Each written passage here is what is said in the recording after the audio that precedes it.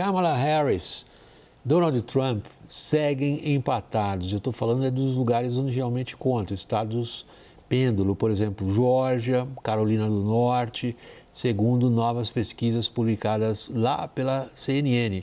Geórgia foi um dos estados que garantiram a vitória de Biden em 2020. Carolina do Norte, por sua vez, votou pelos republicanos nas últimas 3 eleições. Acompanhe. Faltando 5 dias para o fim da corrida presidencial, os candidatos encontram dificuldades para afirmar uma margem que garanta os votos nos estados pêndulo do sul do país. 48% dos eleitores da Geórgia afirmam que devem votar em Trump. 47% declaram voto em Kamala. Na Carolina do Norte, o cenário é o inverso. 48% para Kamala, 47% para Trump. Cada um dos estados tem 16 delegados e estão entre os maiores colégios eleitorais ainda indefinidos. Kamala e o seu vice, Tim Walz, passaram os últimos dias na Carolina do Norte. A campanha busca garantir um espaço maior no estado que sofreu com o impacto do furacão Helene no início de outubro. So, North Carolina, I am asking for your vote. I am asking for your vote. And here is my pledge to you. As your president, I pledge to seek common ground and common sense solutions to the challenges you face.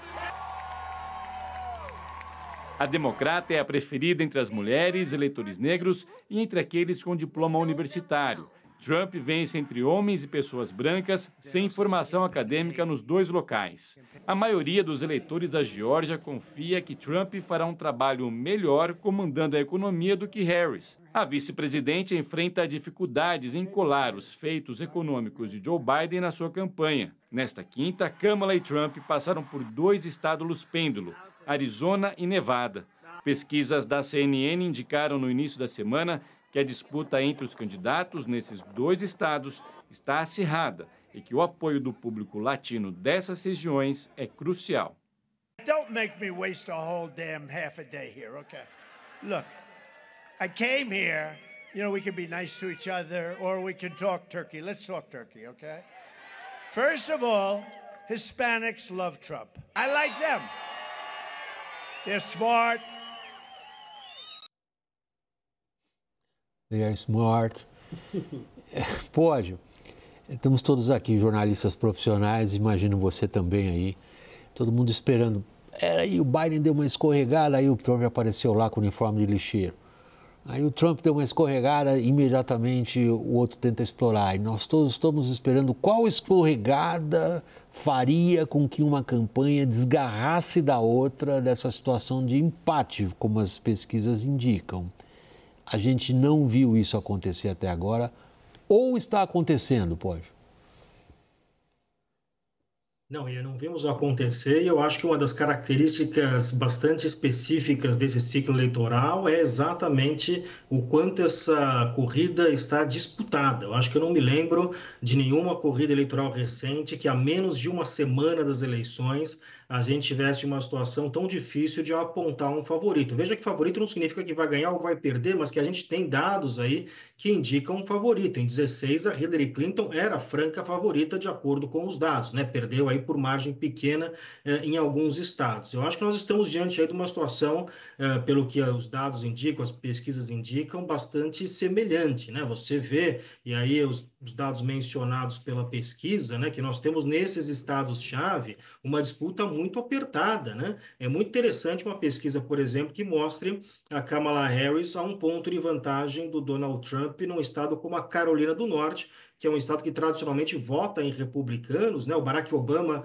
ganhou na Carolina do Norte por uma margem muitíssimo pequena de votos, né? Me parece que nós vamos ter um cenário que vai se repetir este ano. Quem quer que ganhe neste estado e em outros estados-chave, a vitória do Biden em vários estados, Arizona, Geórgia, foi também por margem muito pequena de votos, com a vitória do Trump em 2016, em estados como Wisconsin, Pensilvânia. Então nós vamos ter um cenário, me parece, muito semelhante, que vai ser decidido no detalhe e que, portanto, é impossível a gente determinar a partir de questões específicas e pontuais das campanhas dos candidatos. O que acontece muitas vezes, você já passou por isso também, Lorival, eu também. Às vezes os dados estão diante de nós e a gente não conseguiu vê-los. É algo assim típico da nossa profissão. A gente tropeça num fato ali, óbvio, depois fala, meu Deus do céu, aquilo era tão óbvio, como é que eu pude ignorar? Então, eu, por exemplo, fico muito preocupado em tentar estabelecer para mim mesmo, quando eu olho para a eleição americana, peraí, será que não é esse detalhe aqui que é indicador de onde vem a possível definição? Você está assim também? Eu tô, é muito interessante porque a gente não conversou sobre isso, mas eu fui atrás dessas coisas, desses dados invisíveis e encontrei. Todos eles são favoráveis ao Trump. É o seguinte, as pesquisas realmente não nos deixam concluir nada. Inclusive a média do 538, né, que é a média de todas as pesquisas. É uma ferramenta profissional muito utilizada. Assim como a pesquisa da CNN, também a média das pesquisas dá um empate, né? Tudo dentro da margem de erro e tal, mais apertado ainda do que a da CNN, que pelo menos dá uma margem maior no Michigan e no Wisconsin para Harris, embora dentro da margem de erro. Aí eu fui ver outros indicadores que historicamente são importantes. Então vamos lá. Registro de eleitores. Os democratas perderam 3,5 milhões de eleitores da eleição passada para essa. Porque entre uma eleição e outra, os estados fazem um check de integridade, né, de inconsistências e tal. E aí os republicanos ganharam 140 mil eleitores registrados. Né? Okay. Esse é um dado. Outro dado, a distribuição dos votos antecipados. Na eleição anterior, você se lembra que apenas 27% dos eleitores votaram no dia da eleição por causa da pandemia.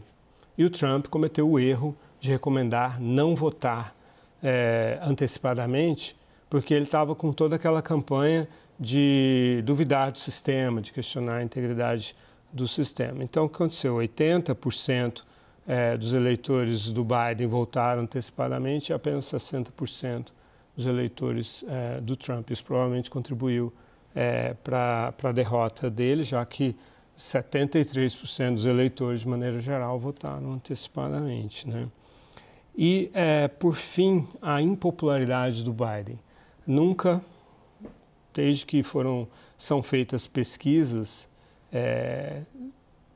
com essa base científica, nunca alguém se elegeu sendo apoiado por um presidente com uma popularidade de 28%.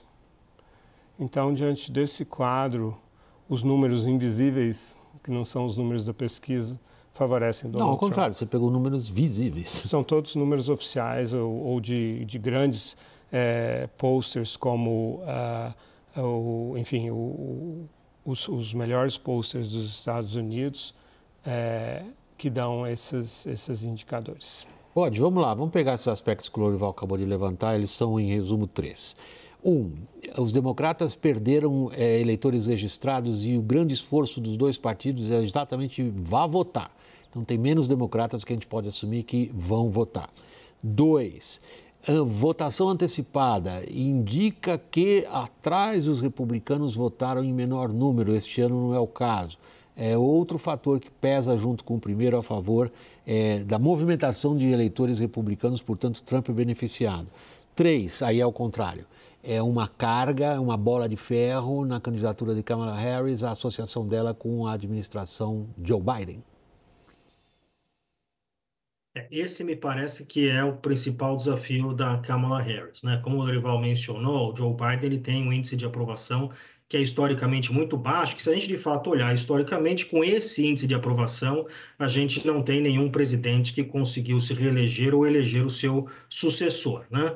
Só que essa corrida eleitoral ela acontece em circunstâncias muito peculiares, né? Eu acho que muito difícil a gente aplicar algumas das metodologias que a gente aplica para outras eleições, porque nós temos circunstâncias muito particulares nesse ciclo eleitoral. A primeira é que o Donald Trump ele não é um candidato normal, ele é um ex-presidente que volta a tornar a ser eleito. Então ele é visto, em certa medida, não como uma grande novidade, uma grande mudança, mas um candidato já conhecido, que já há muitos anos está no centro aí da questão eleitoral nos Estados Unidos. Por outro lado, nós temos a Kamala Harris, que também vem numa circunstância muito particular, que é a candidata que talvez tenha tido menos tempo para fazer campanha, né? Quer dizer, essa saída do Joe Biden, a desistência do Joe Biden e a passagem de bastão para Kamala Harris acontece num momento bastante tarde no ciclo eleitoral norte-americano, se você compara com outros momentos. Veja o próprio Lyndon Johnson, quando ele desiste de concorrer à reeleição, isso nós estávamos mais ou menos em março, no começo do ano. Então, ela teve pouco tempo para fazer essa campanha, e o que o torna relativamente desconhecida do público americano como um todo. Então, acho que esses elementos de incerteza, de peculiaridades muito específicas desse ciclo eleitoral, adicionam a essa questão, a essas dúvidas todas que nós temos sobre o que vai acontecer. Porque a gente pode olhar números que favorecem tanto Donald Trump quanto números que eventualmente favorecem a Kamala Harris. Por exemplo, Donald Trump, se ele for eleito, vai ser o candidato que vai ser eleito com o menor índice de aprovação da população como um todo. Ele tem um índice, você tira a desaprovação com a aprovação, ele está com -1, que é abaixo do mínimo, né, de índice de favorabilidade que um candidato tem que ter. Então, também seria algo bastante único. Essa questão do voto antecipado, isso também é um ciclo que aconteceu muito fortemente em 2020, que nós também não temos muitos dados para poder entender como funciona esse processo. O fato de republicanos estarem votando ter mais republicanos votando mais cedo agora, não significa que vamos ter o mesmo número de republicanos votando mais tarde. Pode ser que aqueles republicanos que eventualmente estivessem pensando em votar no dia da eleição estão votando mais cedo. Então, acho que tem uma série de questões aí que a gente precisa prestar atenção, que tornam esse ciclo eleitoral muito específico, muito peculiar, e adiciona esse elemento de dúvida que a gente tem explorado aqui. Eu acho excelente que haja essa dedicação aí de vocês dois agora nessa última rodada, de estabelecer quais são os pontos em que a gente pode, a partir dali, inferir isto ou aquilo. Para encerrar, Lorival, a principal, digamos, contra-argumentação do Pod em relação aos pontos que você levantou é a peculiaridade desse ciclo eleitoral, no qual você diz as lições do passado é muito difícil que possam ser aplicadas aqui. É verdade. E tem mais dois indicadores que são favoráveis a Kamala Harris. A rejeição do Trump é de 52,2% na média do 538, 52,2%, e a da Harris é 47,8%. Então, é 46,3%, desculpa.